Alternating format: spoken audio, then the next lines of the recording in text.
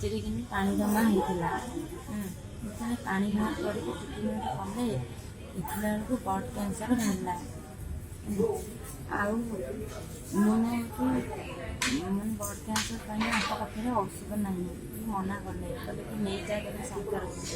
ମୁଁ କଟକରେ ବହୁତ ଜାଗା ବୁଲିଲି, ସେଠି ବ୍ଲଡ଼ କ୍ୟାନ୍ସର ପାଇଁକା ରଖିଲେନି ମୋ ପିଲାକୁ। ଭୁବନେଶ୍ୱର ଗଲି, ଭୁବନେଶ୍ୱରରେ ବି ଦେଖିଲି, ଭୁବନେଶ୍ୱରରେ ବି ନାହିଁ, ସିଟ୍ ନାହିଁ।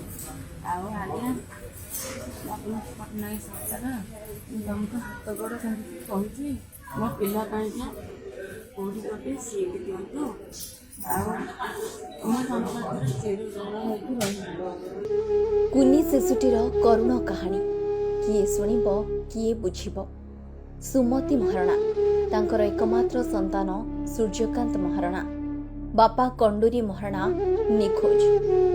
ସୂର୍ଯ୍ୟକାନ୍ତ ମହାରଣାଙ୍କ ବୟସ ମାତ୍ର 7 ବର୍ଷ। ତେବେ ଗତ 30 ଦିନ ଧରି କଟକ ଶିଶୁ ଭବନ ଡାକ୍ତରଖାନାରେ ଛାତିରେ ପାଣି ଜମିବା ହେତୁ ଚିକିତ୍ସା ହେଉଥିଲେ, କିନ୍ତୁ ବିଗତ 5 ଦିନ ହେବ ଡାକ୍ତର ତାଙ୍କୁ ରକ୍ତ କର୍କଟ ରୋଗ ହୋଇଛି ବୋଲି କଟକ ଡାକ୍ତର ରିପୋର୍ଟ ଦେଲେ ଏବଂ ତାଙ୍କୁ ଭୁବନେଶ୍ୱର ଏମ୍ସ ମେଡିକାଲ କିମ୍ବା ଅନ୍ୟ କୌଣସି ବେସରକାରୀ ମେଡିକାଲରେ ଯଥାଶୀଘ୍ର ଚିକିତ୍ସା କରାଇବା ପାଇଁ କହିଲେ। କିନ୍ତୁ ଦୁର୍ଭାଗ୍ୟର କଥା, ତାଙ୍କୁ ଏମ୍ସ ଡାକ୍ତରଖାନାରେ ଏପର୍ଯ୍ୟନ୍ତ ଜାଗା ମିଳିପାରୁନାହିଁ। ତେବେ ବେସରକାରୀ ମେଡିକାଲରେ ଚିକିତ୍ସା କରାଇବା ଲାଗି ତାଙ୍କ ପାଖରେ ଅର୍ଥ ନାହିଁ। ତାଙ୍କ ପାଖରେ ଥିବା ବିଜୁ ସ୍ୱାସ୍ଥ୍ୟ କାର୍ଡରେ ତାଙ୍କ ପୁଅର ନାମ ସଂଲଗ୍ନ ନଥିବା ଯୋଗୁଁ ତାଙ୍କ ପୁଅକୁ କୌଣସି ପ୍ରକାର ସରକାରୀ ସାହାଯ୍ୟ ମିଳିପାରିବ ନାହିଁ ବୋଲି ବେସରକାରୀ ମେଡିକାଲ ସୂଚନା ଦେଇଛନ୍ତି।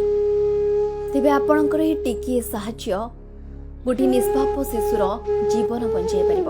ସାହାଯ୍ୟ କରିବାକୁ ଚାହୁଁଥିଲେ ମୋବାଇଲ ନମ୍ବର 9178115820 ରେ ସମ୍ପର୍କ କରିପାରିବେ।